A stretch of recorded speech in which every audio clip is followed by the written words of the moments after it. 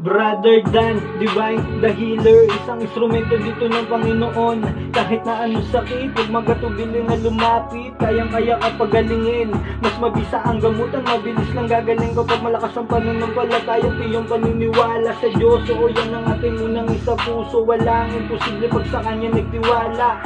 Di po kita binibiro, dito mo mararanasan paano magkaroon ng himala. Physical o spiritual na sakit, kahit ganong kalala. Huwag ka pong mag-alala, si Bro Dan na po ang bahala. Nagbabahagi din ng karunungan, nagkaalaman na matuturing kayaman ng dasal na latin na pananggala at gabay na pangontra para sa iyong kaligtasan.